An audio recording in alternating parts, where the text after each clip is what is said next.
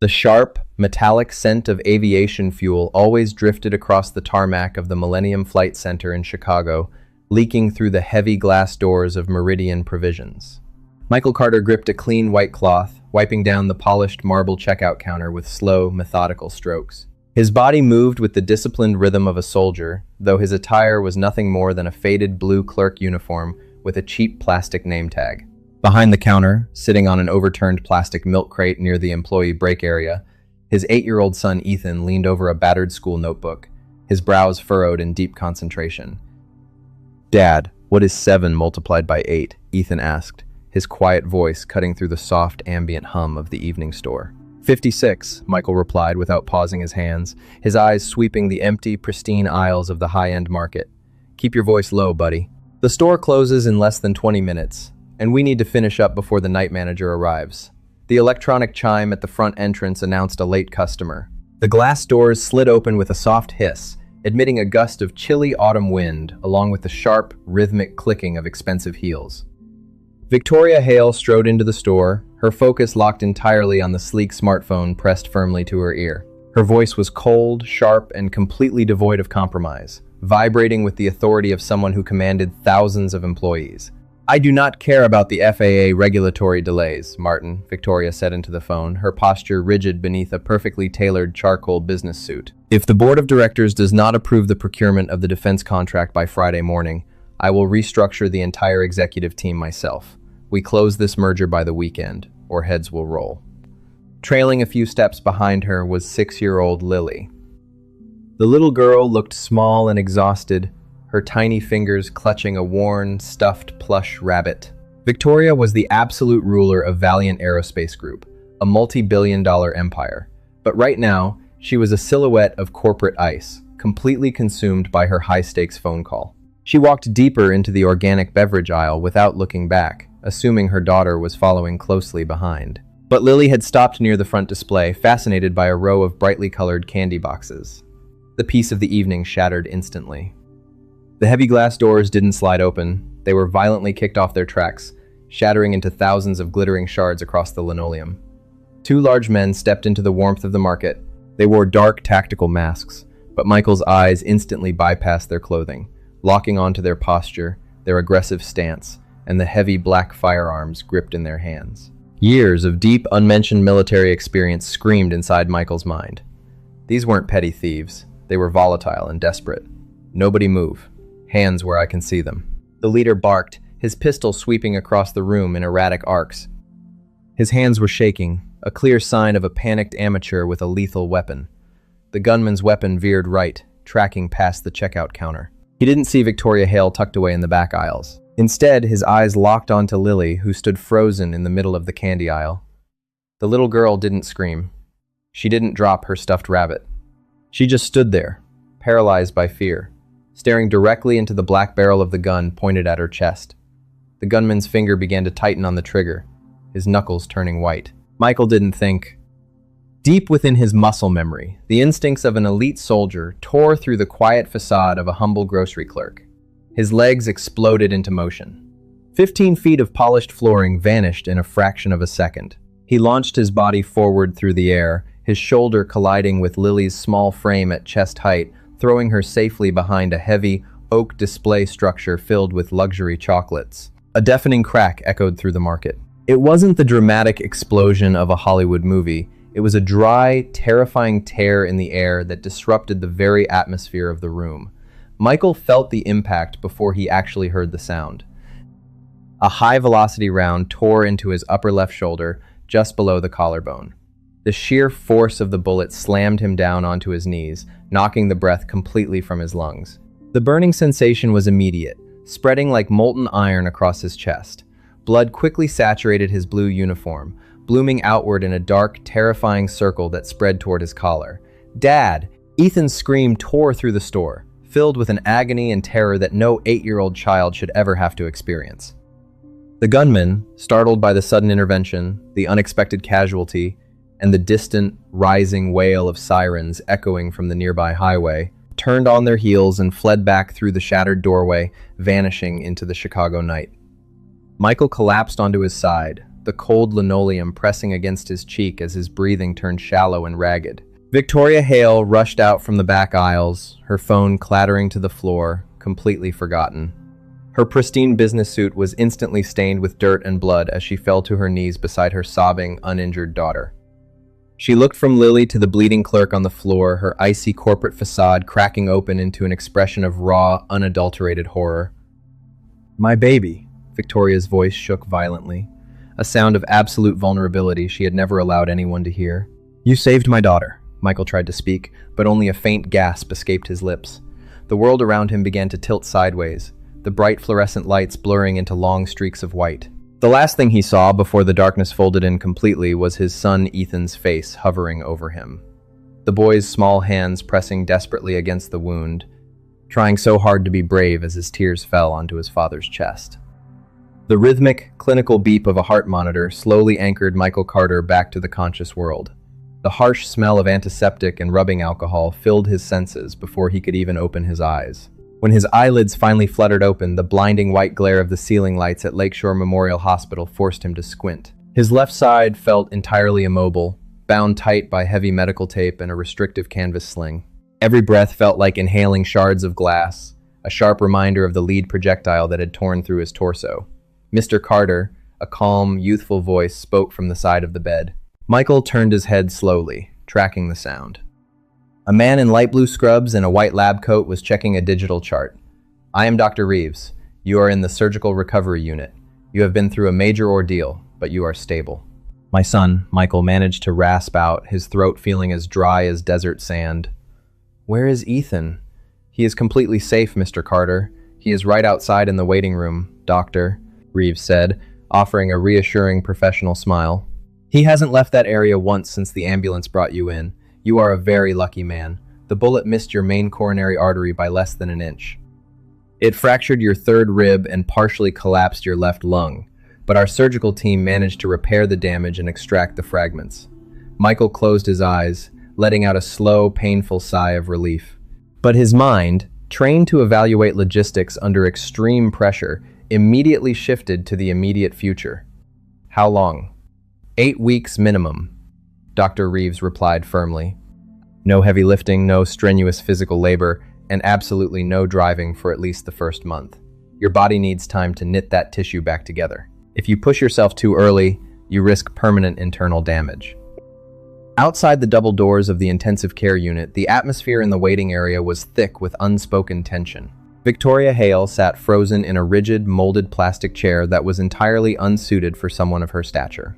Her expensive charcoal blazer was tossed over an adjacent seat, leaving her in a silk blouse that was now wrinkled and visibly stained with chocolate dust and smears of Michael's blood. Her daughter Lily was curled up on her lap, exhausted and fast asleep, still tightly gripping the ears of her stuffed plush rabbit. For 12 years, Victoria had ruled the executive boardrooms of the aerospace industry with absolute, unflinching control. She could spot a financial vulnerability from a mile away, and she never allowed emotion to dictate her movements. But right now, looking down at her sleeping child, her hands were visibly trembling. The stark realization that her vast wealth, her corporate power, and her multi-billion-dollar empire could not have protected her daughter from a random act of violence was a bitter pill to swallow. She had been completely helpless. Across the small waiting room, sitting quietly on a matching plastic chair, was Ethan. The 8-year-old boy didn't cry. He didn't pace. Instead, he had his battered school notebook open on his knees, his pencil moving across the paper in neat, desperate columns. Victoria watched him, her sharp eyes noticing the intensity in his gaze. She quietly shifted Lily's weight and leaned forward, trying to offer some comfort to the boy who had just watched his father bleed. "Your father is an incredibly brave man, Ethan," Victoria said softly, her voice lacking its usual corporate edge. "He saved my little girl." Ethan didn't look up from his notebook. His pencil scratched against the paper, drawing a heavy line under a column of numbers. "He is the only parent I have," the boy replied quietly. The absolute gravity of those 7 words struck Victoria directly in the chest. She looked down at the page he was working on. It wasn't third-grade multiplication. It was a bleak breakdown of survival mathematics. Ethan had written down the numbers: September rent, October rent, electricity, groceries. He was calculating the exact cost of their existence, factoring in the 8 weeks of work his father was about to lose. He knew that Meridian Provisions did not offer paid medical leave for part-time evening clerks. He knew their landlord, a strict man who managed their low-rent apartment building on the fringes of the city, did not accept heroism as a substitute for a check. At 8 years old, this child was calculating the exact timeline of their potential homelessness. Victoria felt a sickening knot form in her stomach. While she spent her mornings approving $20 million marketing campaigns without a second thought, this boy was staring into an economic abyss because his father had chosen to protect her daughter. The heavy wooden doors of the recovery ward pushed open, and Dr. Reeves stepped into the waiting area. Victoria stood up immediately, carefully transferring Lily to the seat beside her. "Doctor Reeves, how is he?" Victoria asked, her commanding presence returning out of pure instinct. "The surgery was entirely successful," the doctor reported, looking between Victoria and the young boy, "but as I told Mr. Carter, the recovery period is non-negotiable. He cannot return to work for at least 2 months. He will require extensive physical therapy starting in week 3 to regain the full range of motion in his left arm." Ethan stood up, closing his notebook with a soft thud. "Can I see him now?" "Yes, son. You can go right in," Dr. Reeves smiled softly. "But keep him calm. He is still very weak." Ethan didn't hesitate. He marched past Victoria and the doctor, his small shoulders squared as if he were carrying the weight of the entire world. Victoria watched him go, then turned to her phone, which had been buzzing relentlessly in her pocket. She pulled it out, seeing 23 missed calls from her chief financial officer, Martin Reynolds, and a dozen urgent emails from the Valiant Aerospace public relations team. The media had already caught wind of the shooting at the Millennium Flight Center. The story of a billionaire CEO's daughter being saved by a minimum wage clerk was already beginning to spread. Victoria looked at the glowing screen, felt a sudden wave of profound exhaustion, and did something she hadn't done since the day she founded her company. She pressed the power button, held it down, and shut the device off completely. When Victoria entered the private recovery room a few minutes later, she found Ethan sitting on the edge of the mattress, his tiny fingers wrapped securely around his father's right wrist, checking the pulse just to be sure. Michael was pale, his breathing steady but shallow, his eyes focused entirely on his son. "Hey kiddo," Michael whispered, his voice cracking slightly as he gave Ethan's hand a weak squeeze. "I told you I'd be fine. We just had a little unexpected detour." "You got shot, Dad," Ethan said, his voice trembling for the first time. "The doctor said 8 weeks. You can't lift anything. You can't work at the market. We will figure it out, Ethan." "We always do," Michael said, his tone dropping into a deep, grounded calm that seemed entirely out of place for a man lying in a hospital bed with a shattered rib. "There is always a way forward." Victoria cleared her throat quietly, stepping forward from the shadow of the doorway. "Mr. Carter, I am sorry to intrude, but I need to speak with you." Michael shifted his gaze to the powerful executive. "Miss Hale, how is your daughter?" "She is physically unharmed, thanks entirely to you," Victoria said, stepping closer to the bedside. She paused, looking at the stark contrast between Michael's worn, calloused hands and the sterile luxury of the private room she had personally upgraded him to. "I want to take care of everything, Mr. Carter. The medical expenses, your lost wages, your rent for the next year. I can have my legal team draft the financial transfers by tomorrow morning. Consider it a small token of my family's eternal gratitude." Michael's expression didn't soften. In fact, his jaw tightened slightly, a quiet, masculine pride settling over his features. "Thank you for the gesture, Miss Hale, but we don't accept charity. We will manage our own affairs." Victoria blinked, completely taken aback by the immediate refusal. People did not turn down financial security from Valiant Aerospace. "Mr. Carter, this isn't charity. It is a genuine expression of gratitude. You took a bullet meant for my child." Michael met her gaze with absolute steadfastness, his dark eyes boring into hers. "It looks exactly the same from where I am lying, Miss Hale. My wife passed away 3 years ago from advanced ovarian cancer. I am still paying off the remnants of her medical debt on a clerk's salary because I promised her I would take care of our son with my own 2 hands. I know exactly what charity looks like, and I know the hidden cost that comes with it." "What cost?" Victoria asked, genuinely bewildered. "Your independence," Michael said softly, his voice steady despite the pain radiating from his chest. "Once you start letting people hand you your survival, you forget how to stand up on your own 2 feet. My son needs to know that his father can stand up, no matter how hard the world hits us.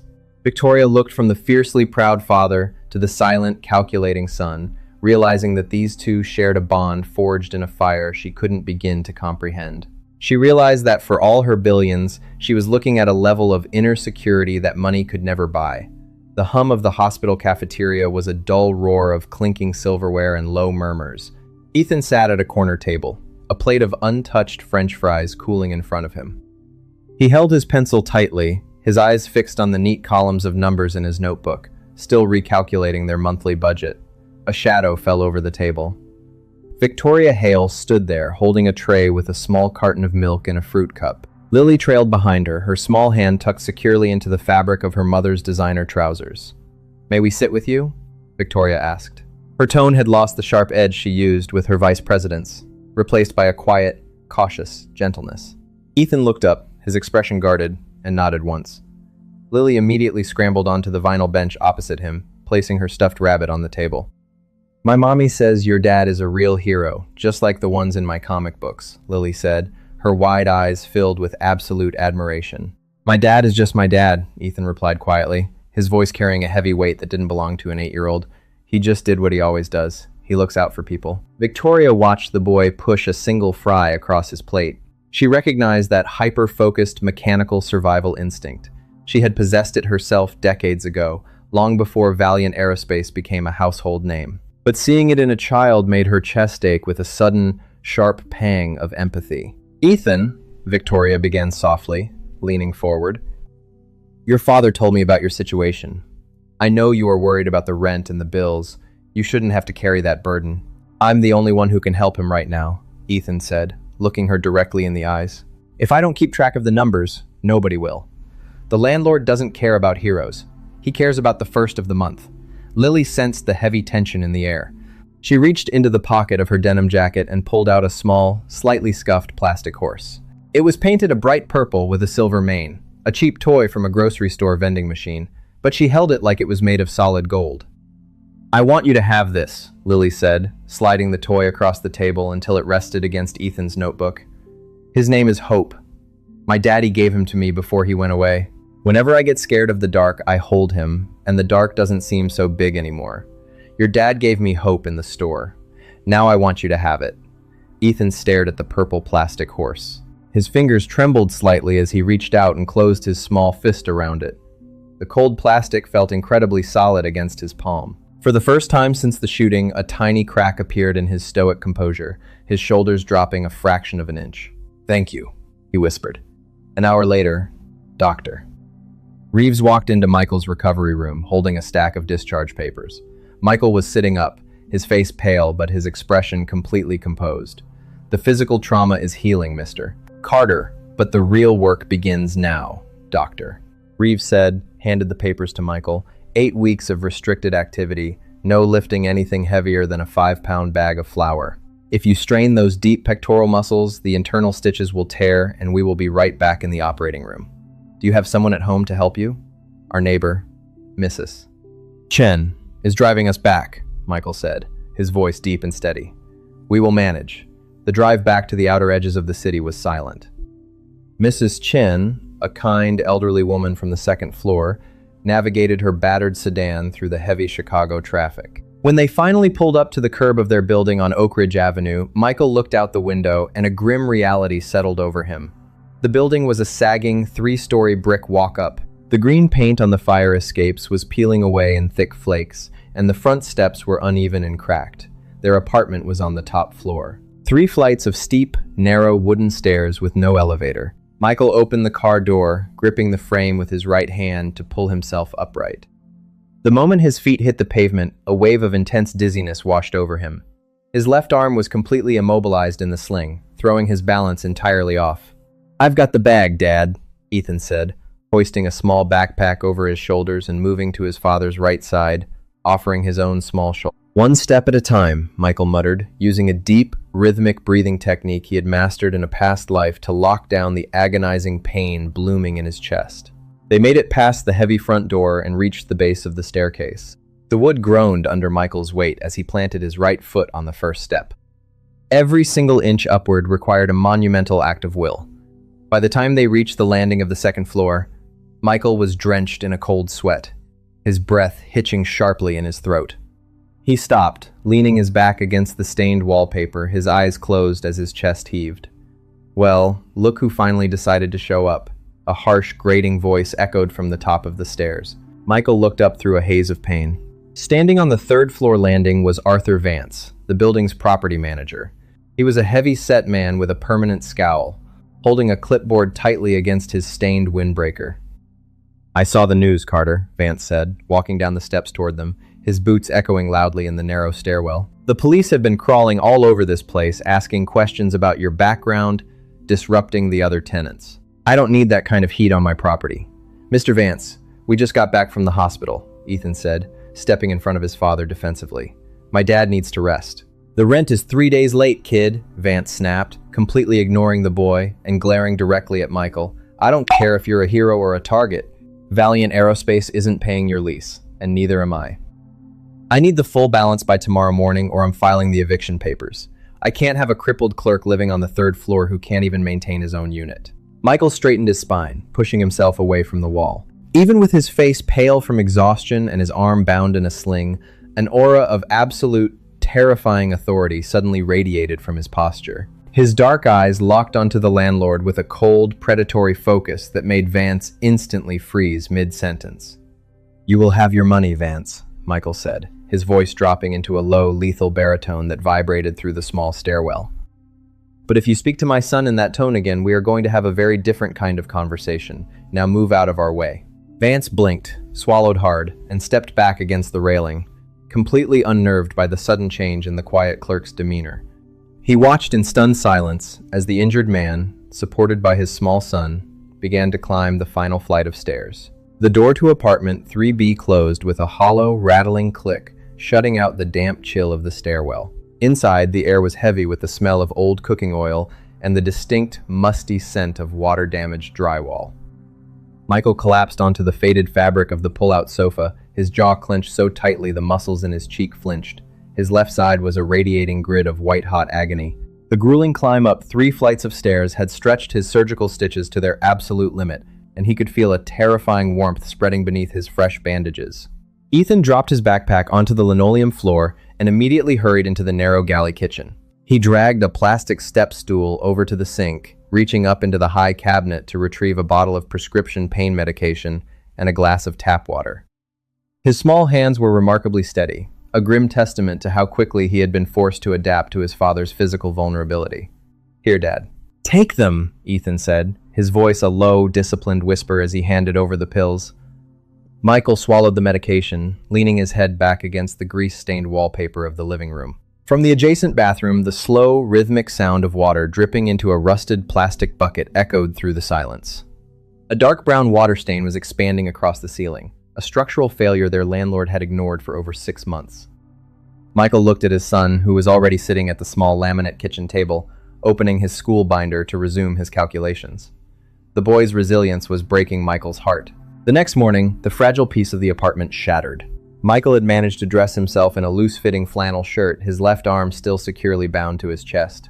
He needed to walk Ethan down to the street to catch the school bus, but the moment he opened the front door, he found Arthur Vance standing on the narrow landing, flanked by 2 large building maintenance workers carrying heavy-duty trash contractor bags. Vance held a bright red eviction notice in his thick, fleshy hand. "I told you yesterday, Carter," Vance barked, his voice deliberately booming through the echoey stairwell to ensure every tenant on the floor could hear. "The corporate owners don't play games. 3 days late means you're out. I'm not waiting around for some sob-story clerk to find his pockets." "Mr. Vance, please," Ethan pleaded, stepping between the heavy-set manager and his injured father. "The school bus is coming. We just need a few days. My dad's insurance paperwork is being processed. Your dad's a liability, kid," Vance sneered, tossing the red paper onto the floor at Michael's feet. Doors along the hallway began to crack open. Neighbors Michael had known for years peered out, their expressions a mix of pity and morbid curiosity. The public degradation was meticulous and cruel. Vance wanted to make an example of the man who had brought police scrutiny to his neglected building. "Get your belongings into these bags by noon, or my boys here will carry them down to the curb for you. A crippled clerk can't pay the premium on a top-floor unit." Michael felt a surge of adrenaline hit his system. a familiar, cold focus that usually preceded a tactical engagement. He stepped forward, his boots planting firmly on the floorboards, but the sudden movement caused a sharp, tearing sensation in his chest. He stumbled slightly, his face draining of all color as he caught himself against the doorframe with his one functional arm. He was physically powerless to protect his son from this public humiliation, forced to endure the insults of a coward while his neighbors watched. A sudden, commanding silence swept up the stairwell, cutting through Vance's triumphant smirking. The heavy, rhythmic sound of security combat boots and the unmistakable aura of absolute authority filled the narrow hallway. Two tall, broad-shouldered men in tailored black tactical suits stepped onto the third-floor landing, effortlessly partitioning Vance and his maintenance workers away from Michael's doorway. Behind them walked Victoria Hale. She wore a flawless, cream-colored trench coat over a dark, tailored suit, her hair pulled back into a severe, professional knot. Her presence in the dilapidated, peeling hallway was entirely surreal, like a luxury vessel navigating a swamp. Her sharp, emerald eyes swept over the red eviction notice on the floor, the trash bags in the workers' hands, and finally settled on Vance's red, sweating face. The temperature in the corridor instantly plummeted below freezing. "Who is the corporate owner of this property?" Victoria asked, her voice a low, lethal purr that carried the weight of a multi-billion-dollar infrastructure. Vance swallowed hard, his bravado instantly evaporating as he took in the size of the security detail and the sheer wealth radiating from the woman before him. It's Apex Residential Holdings, ma'am. I'm just the property manager. I have a protocol to follow. Apex Residential is a tertiary subsidiary of Hale Industries' real estate portfolio, Victoria interrupted, her tone completely flat, devoid of any human warmth.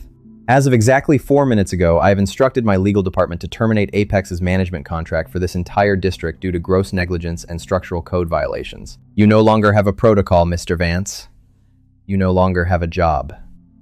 Take your bags and clear your personal items from the office downstairs before my security team escorts you off the premises for trespassing. Vance's mouth opened and closed like a stranded fish. He looked at the two massive security guards, looked back at Victoria's unyielding, aristocratic expression, and slowly back down the stairs, his two workers scurrying after him like frightened rats. The watching neighbors quietly clicked their doors shut. Victoria turned her focus to Michael, her gaze softening just a fraction as she noted his pale skin and the tremor in his right hand. "Mr. Carter, this environment is actively hindering your medical recovery. You fell on the stairs yesterday morning. Don't bother denying it." Mrs. Chen called my office out of concern for Ethan. Michael leaned his weight against the doorframe, his pride still fighting through the haze of physical pain. "I told you before, Miss Hale, we don't need your corporate intervention. This is our home. We handle our own problems." "This isn't a home, Michael," Victoria said softly, stepping closer, completely bypassing his defensive posture. "It is a safety hazard for a recovering man and an impossible burden for an 8-year-old child. I am not offering you charity." The Valiant Aerospace corporate campus in Bellevue has a private, single-story executive guest house that has been vacant for 6 months. It is fully accessible, highly secure, and equipped with a full kitchen. I want you and Ethan to relocate there immediately for the remaining 6 weeks of your recovery. "I can't accept that," Michael muttered, his voice strained. "I don't take handouts from billionaires." Ethan looked up at his father, his fingers tightly gripping the small purple plastic horse in his pocket. "Dad," he whispered, his young eyes filled with a desperate, exhausted terror. "Please. The ceiling is leaking, and I'm scared the landlord will come back when you're asleep. I just want you to get better." Michael looked down at his son, seeing the raw anxiety etched into the boy's face. The realization hit him with the force of a physical blow. His stubborn, masculine pride was actively terrorizing the only person he had left to protect. He closed his eyes, letting out a long, defeated breath that shook his scarred chest. "Temporary," Michael said, looking back at Victoria with an intensity that made the powerful CEO pause. 6 weeks only, and I pay the utility costs according to standard market rates." Victoria allowed a small, genuine smile to touch her lips. "Deal, Mr. Carter. My drivers will handle your bags. Let's get your son to his new room." The executive guest house on the emerald perimeter of the Valiant Aerospace campus in Bellevue was a masterpiece of minimalist architecture.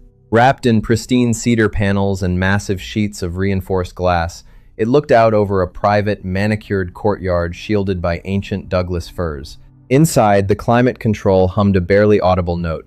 a stark contrast to the rattling, drafty windows of apartment 3B. Michael stood near the kitchen island, his right hand gripping a yellow rubber resistance band anchored to the doorframe. He pulled slowly, his jaw tightening as the muscles across his left shoulder fought against the rigid scar tissue. The deep burning sensation was still there, but the raw, tearing agony had subsided into a dull, manageable ache. 2 seconds faster than yesterday, Dad, Ethan noted, sitting on a leather bar stool with a glass of apple juice. He wasn't tracking rent figures anymore. Instead, his notebook was filled with sketches of the sleek executive transport helicopters that periodically landed on the distant tarmac of Hangar 7. "You're a tough coach, Ethan," Michael said, letting out a controlled breath and releasing the tension on the band. He adjusted his dark cotton shirt, which neatly concealed the thick medical padding beneath. A sudden knock at the heavy oak front door broke their rhythm. Michael opened it to find Victoria, flanked by an older man wearing a tailored charcoal suit adorned with a small, silver 4-star lapel pin. The man had a posture carved out of granite, his iron-gray hair cropped close to a skull mapped with old scars. This was General Douglas Albright, the Pentagon's chief procurement officer for advanced aerial defense systems. Victoria stepped inside, her face tight with professional stress. "Michael, I apologize for the interruption. General Albright requested a personal tour of the secondary secure perimeters, and we were passing the courtyard. The general didn't look at the luxury finishes of the guest house." His sharp gray eyes locked onto Michael's posture. He looked at the subtle drop of Michael's left shoulder, the exact manner in which his feet were planted shoulder-width apart, and the completely unreadable, neutral expression in his eyes. Albright's brows furrowed, a sudden, intense flash of recognition crossing his weathered face. "Do I know you, son?" General Albright asked, his voice a gravelly baritone that had commanded divisions. "You look exceptionally familiar." "I don't believe so, sir," Michael replied, his voice dropping into a flat, perfectly respectful monotone. "I'm Michael Carter. Until recently, I was a checkout clerk at Meridian Provisions over at the Millennium Flight Center." Albright stepped closer, his eyes narrowing as he scanned Michael's face, searching the features like a man analyzing a classified topographic map. "Meridian Provisions. Right, the grocery store shooting. Victoria told me about the heroism." He paused, his gaze lingering on the subtle, disciplined tension in Michael's frame. "But the eyes don't lie, Carter. A man doesn't learn to stand like an active combat tripod from a grocery checkout counter. What branch did you say you were in?"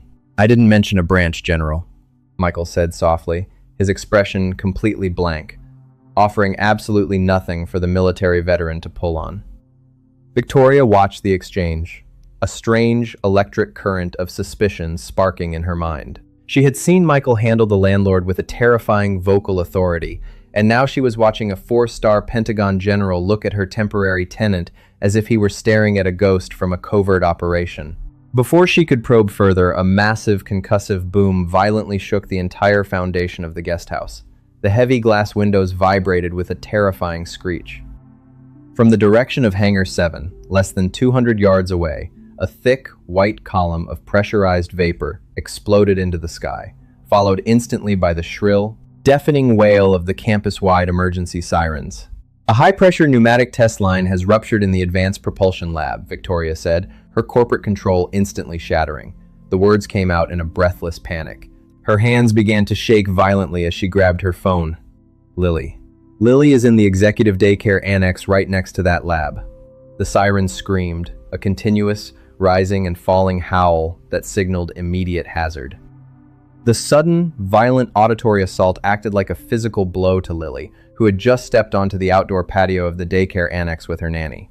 The loud, explosive bang, the flashing red emergency beacons across the courtyard, and the sight of thick smoke completely unraveled the 6-year-old girl. The trauma of the Harbor Market shooting came roaring back in an instant. Lily collapsed onto the concrete patio, her small hands clamping over her ears as she began to scream, a shrill, hyperventilating sound of absolute terror.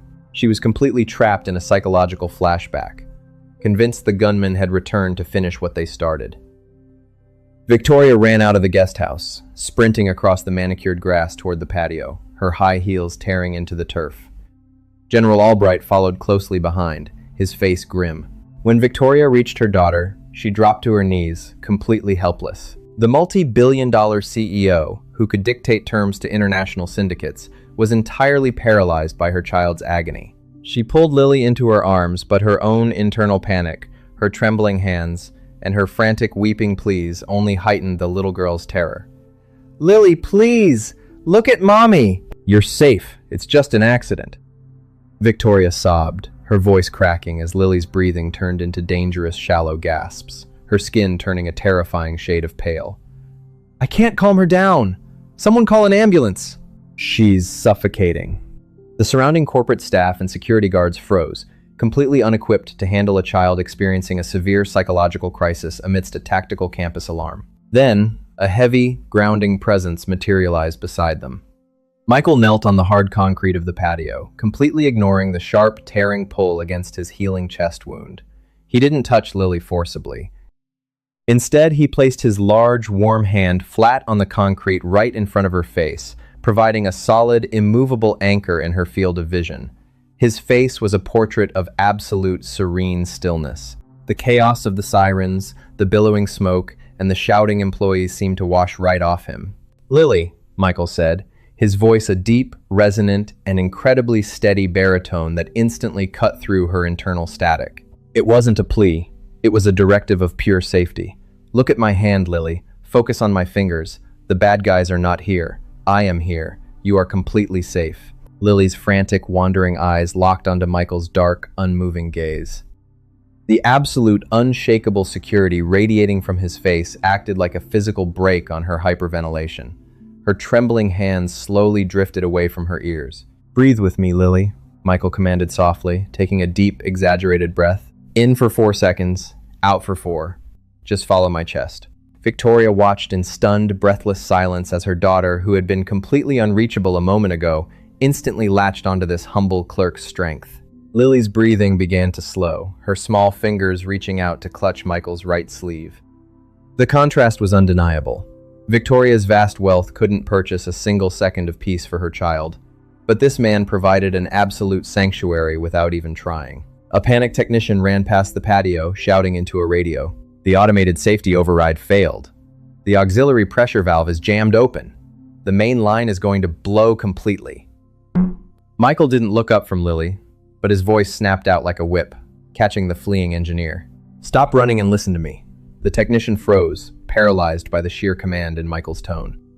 "Go to the manual manifold behind the secondary bulkhead," Michael ordered, his voice flat, precise, and utilizing an exact structural knowledge of advanced aerospace plumbing that no grocery clerk should ever possess. "Tell the crew to execute a manual cold bleed on line 4. Do not touch the primary electronic override. Cut the mechanical feed directly at the source. Now move." The technician blinked, terrified but re-energized by the absolute clarity of the command, and sprinted back toward the lab infrastructure. General Albright stood just a few feet away, watching Michael effortlessly calm a traumatized child with tactical grounding techniques while simultaneously delivering precise, highly advanced engineering directives to stabilize an aerospace crisis. The general's eyes widened as the final piece of the puzzle clicked into place inside his mind. He knew exactly who Michael Carter was now, and the realization made the veteran general's breath hitch in his throat. The deafening scream of the campus siren suddenly choked, sputtering twice before dying out completely. A distant, heavy hiss echoed from the propulsion lab as the pressurized vapor safely vented into the atmosphere through the Line 4 mechanical bleed. The immediate physical danger had passed, leaving behind a heavy, ringing silence over the concrete patio. Lily's breathing had completely stabilized. She sat quietly against Michael's right side, her small face buried in his flannel shirt, her fingers still loosely hooked into his sleeve. Michael didn't move. He kept his large hand resting flat on the concrete, remaining a solid, unshakable anchor until he was absolutely certain the child's internal storm had passed. "Line 4, mechanical bleed." General Albright's voice broke the silence, his tone dropping into a hollow, reverent whisper. "That is the exact emergency containment protocol for an experimental Mach 6 tactical scramjet manifold. It isn't in any commercial textbook. It isn't listed in any public civilian blueprint. It is a classified military architecture." Victoria slowly stood up, her legs slightly unsteady as she looked down at Michael. The pure, terrifying competence he had just displayed completely altered the atmosphere around him. He was no longer just the humble, quiet grocery clerk she had taken pity on. The air of mystery surrounding him was now thick, heavy, and undeniable. "Michael," Victoria whispered, her emerald eyes searching his face, her voice trembling slightly with a sudden realization. How did you know how to isolate that valve? How did you know the exact designation of our advanced propulsion infrastructure? Michael didn't answer immediately. He carefully helped Lily stand up, ensuring she was securely back in her mother's arms before he pushed himself to his feet. He adjusted his canvas arm sling with his right hand, his face returning to that perfectly neutral, unreadable mask. I read a lot, Miss Hale. You learn a few things when you work around a flight center. That is absolute garbage, Carter, General Albright snapped, stepping directly into Michael's personal space. His weathered face was flush with an intense, overwhelming emotion. I knew your face the second I walked into that guest house, but I couldn't let myself believe it. The Pentagon files said you completely vanished into the civilian sector 3 years ago. The record said you deleted your digital footprint, resigned your commission, and walked away from everything. The heavy glass security doors of the executive daycare annex burst open.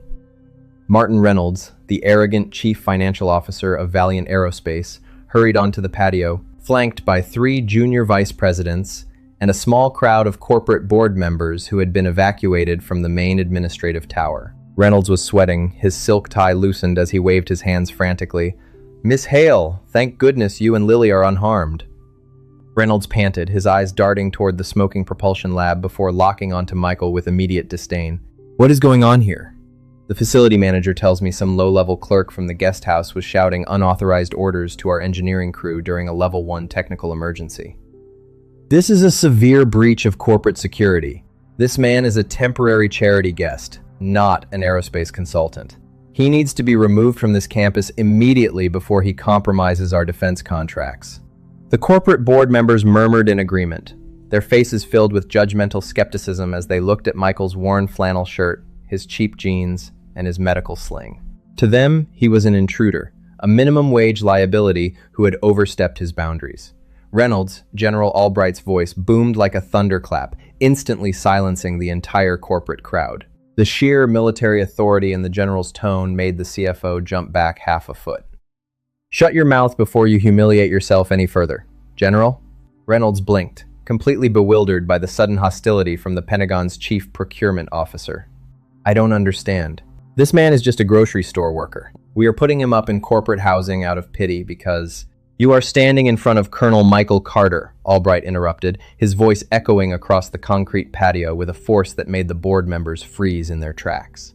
He is the former commanding officer of the 88th Covert Flight Squadron. He is a recipient of the Distinguished Flying Cross with Valor and the primary aerospace architect behind the next-generation Wraith propulsion drive. A collective gasp rippled through the gathered executives. Victoria felt the ground beneath her feet shift. Her mind raced, violently connecting the pieces of a puzzle she hadn't even known she was solving. The Wraith propulsion drive was the absolute crown jewel of Valiant Aerospace's defense portfolio. It was the multi-billion-dollar patent that had built her company's modern empire, a classified technology acquired from a legendary, anonymous military designer who had vanished after a personal tragedy. Albright turned back to Michael, his eyes filled with an immense, profound respect that no civilian could ever command. 10 years ago, this man's engineering genius saved the United States aviation program from obsolescence, General Albright continued, looking directly at the stunned, pale face of Martin Reynolds. The very patents that allow Valiant Aerospace to sign contracts with the Pentagon bear his signature. He didn't learn your infrastructure by reading Reynolds. He built the foundation of it. You aren't giving him charity. This entire multi-billion-dollar campus is standing on the back of his mind. The silence that followed was total. Martin Reynolds looked as if he had been struck by lightning, his mouth hanging open as he stared at the man he had just threatened to throw onto the street. The junior vice presidents quietly stepped back, completely distancing themselves from their superior. Victoria looked at Michael, her breath catching in her throat. She looked at his calm, grounded posture, his quiet masculinity, and the fierce, protective aura that had never wavered. He had walked away from a life of immense power, wealth, and military legend to wipe down grocery counters in the dark, all so he could raise his son in absolute peace, away from the violence that had claimed his world. Ethan stood by the edge of the patio, his small hand still holding the purple plastic horse. He didn't look surprised by the general's words. He just looked up at his father with a quiet, triumphant pride, knowing the rest of the world was finally seeing the man his father had always been. The silence on the concrete patio stretched out, heavy, and suffocating. Martin Reynolds stood entirely frozen, the color completely drained from his face as his eyes darted from General Albright to the quiet man in the faded flannel shirt. The board members behind him shifted uncomfortably, looking at the floor, suddenly realizing the immense gravity of their error. The man they had classified as a charity case was the very foundation upon which their corporate wealth was constructed. Colonel General Albright said, his voice dropping its harsh military edge and softening into something resembling reverence. He stepped backward, his spine snapping straight as he delivered a crisp, flawless salute to the man with his arm in a canvas sling. "It has been an honor, sir. The country never forgot what you did." Michael looked at the general for a long, silent moment. Slowly, deliberately, he raised his right hand to his brow, returning the salute with a quiet, practiced dignity that sent a shiver down Victoria's spine. "Thank you, General," Michael said softly. "But the colonel is gone. I'm just a father now." Reynolds swallowed hard, his voice cracking as he took a desperate step forward, his arrogant demeanor completely shattered. "Colonel Carter, I had no idea. Please accept my deepest apologies. The corporate protocols regarding security—" "Save it, Reynolds," Victoria interrupted, her voice cutting through the damp air like a razor blade. Her green eyes were fixed entirely on her CFO, filled with a cold, absolute disgust. "You will submit your formal resignation to my desk by 8 o'clock tomorrow morning. If you are even a minute late, I will have the legal team audit your entire fiscal division. Clear your desk and leave this campus immediately." Reynolds opened his mouth to protest, but the absolute, unyielding fury in Victoria's expression silenced him completely. He turned on his heel and walked briskly away, his junior vice president scurrying behind him like leaves caught in a sudden gust of wind. Michael didn't watch them go. He simply reached down, taking Ethan's hand in his right palm, his focus entirely on his son. "Let's go back inside, buddy. The rain is starting again." Later that evening, the steady, rhythmic drumming of a classic Seattle downpour tapped against the massive glass windows of the executive guest house. Inside, the only light came from the warm, amber glow of the kitchen island pendants. Ethan had fallen asleep on the leather sofa, his small fingers still loosely coiled around the purple plastic horse named Hope. Michael sat at the edge of a matching armchair, his left shoulder throbbing with a dull, persistent ache from the day's physical exertion. He had a glass of ice water resting on the table beside him, his gaze fixed on the dark outline of the Douglas firs swaying in the wind outside. A soft, hesitant knock echoed at the front door. Michael stood up slowly, keeping his movements controlled to avoid straining his chest. He opened the heavy oak door to find Victoria standing on the porch. She had changed out of her severe business suit into a simple charcoal sweater and dark jeans. Her hair was down, falling in soft waves around her shoulders, and for the first time since Michael had met her, she looked completely stripped of her corporate armor. Her hands were tucked into her pockets, and her fingers were visibly trembling. "May I come in?" Victoria asked, her voice quiet, almost vulnerable. Michael stepped aside, nodding once. "Of course." She walked into the warmth of the living room, her eyes drifting over to the sleeping form of Ethan before she turned to face Michael. She stopped a few feet away, leaving a deliberate, respectful distance between them. For a long minute, neither of them spoke. The silence wasn't tense, it was thick with a profound, unspoken understanding. "I don't even know how to begin," Victoria said softly, her emerald eyes searching his face, looking for any sign of resentment. General Albright's office sent over the declassified summaries this afternoon. The Wraith propulsion patents. You signed them over to the military for a single dollar after your wife passed away.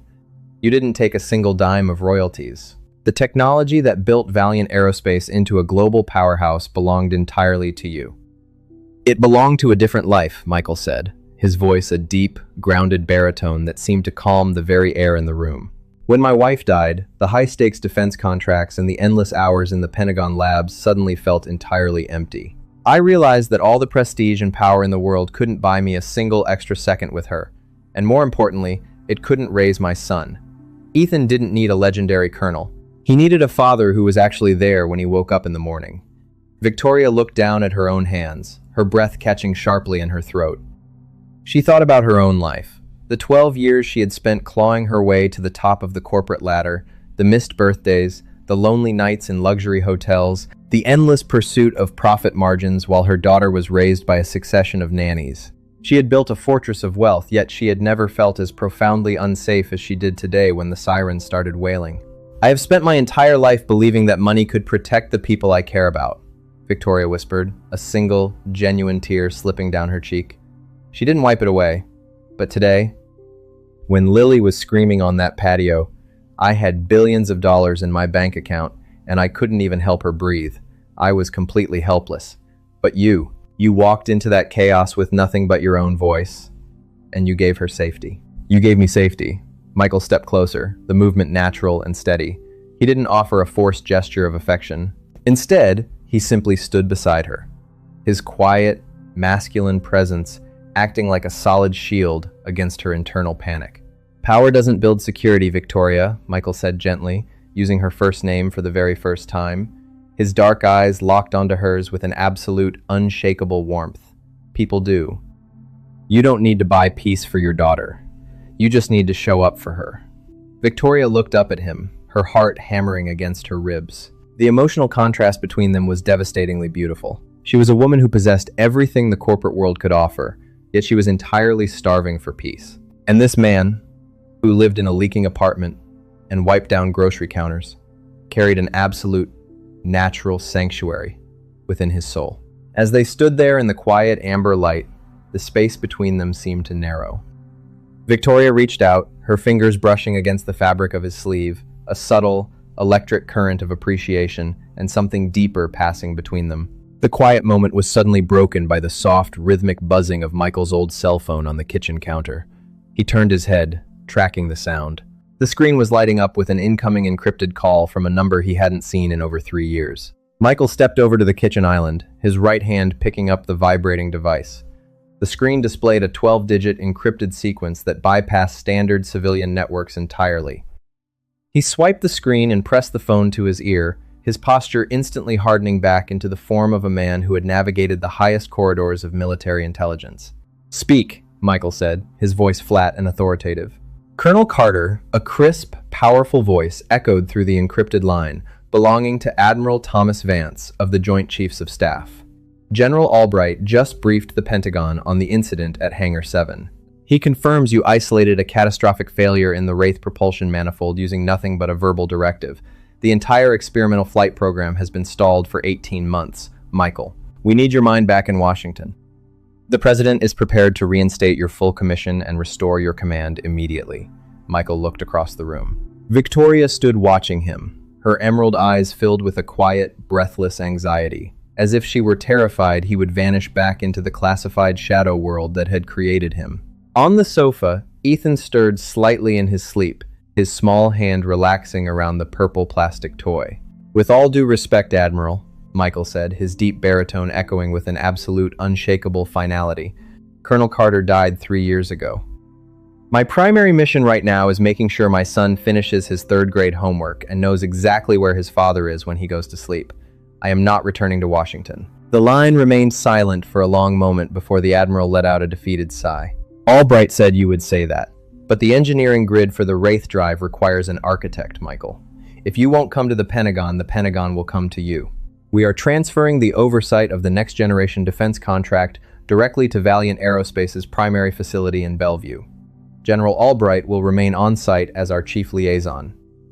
We expect you to oversee the integration as a private consultant, on your own terms, on your own schedule. I have one condition, Admiral," Michael stated firmly. "I deal exclusively with CEO Victoria Hale.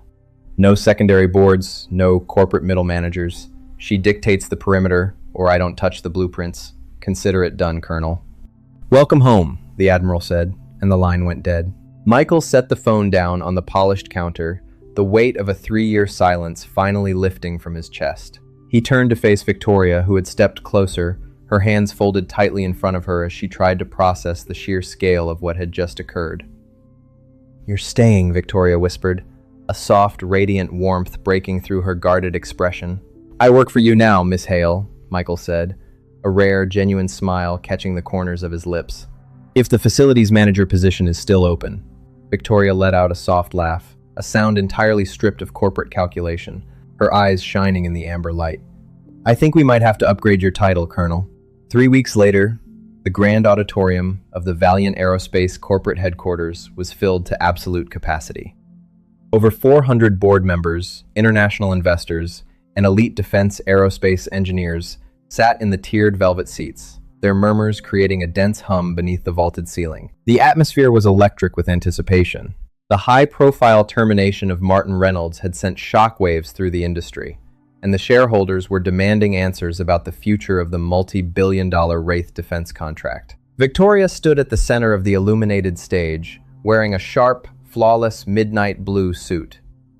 Her posture was commanding, her presence radiating the absolute control she had cultivated over 12 years, but her expression held a new, profound humanity that everyone in the room could instantly feel. Ladies and gentlemen, shareholders, Victoria's voice boomed through the microphone, carrying an absolute clarity that silenced the entire auditorium in an instant. For years, Valiant Aerospace has measured its success by profit margins, by patent acquisitions, and by the sheer volume of our defense contracts.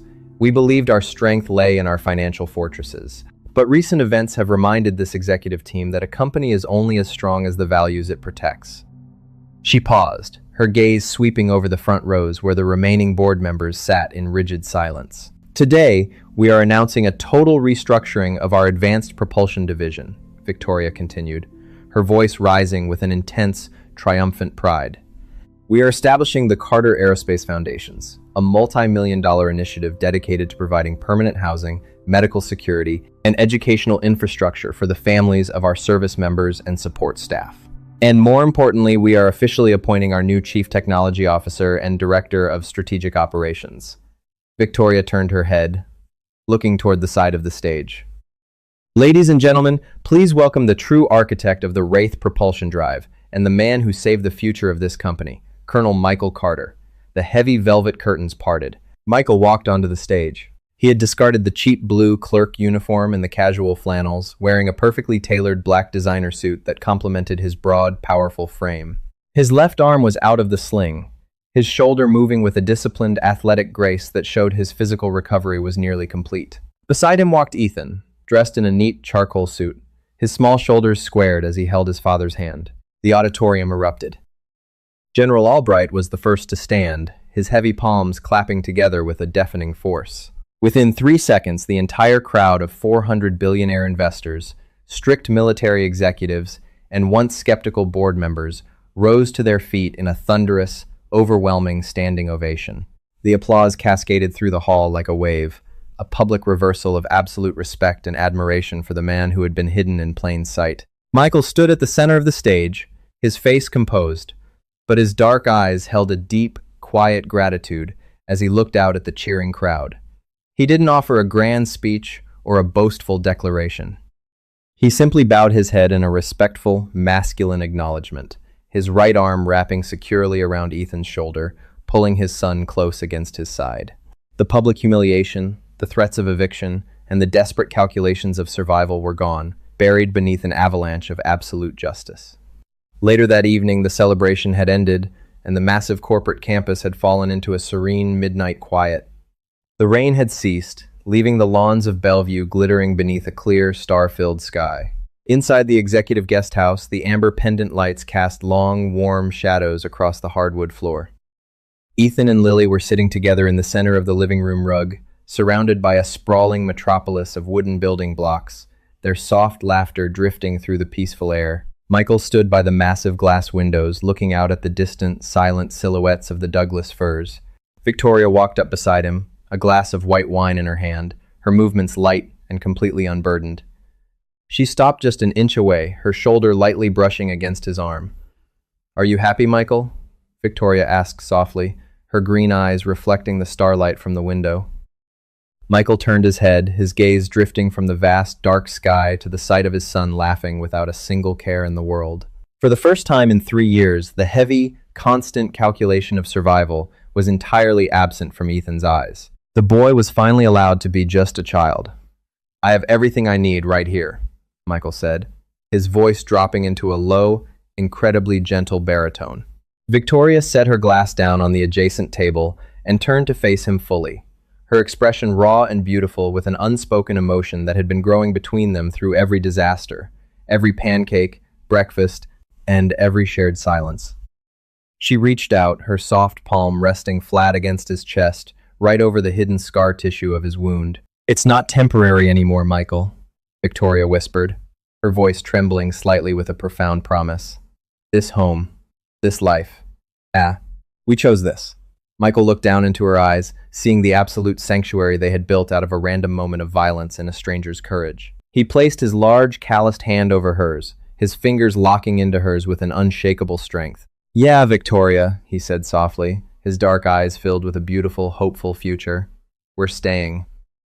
On the wide cedar windowsill behind them, catching the faint, silvery reflection of the moonlight filtering through the clean glass, the small, scuffed purple plastic horse named Hope stood watch over the family that shouldn't have worked, but did a permanent monument to a future that was no longer just survived, but truly lived.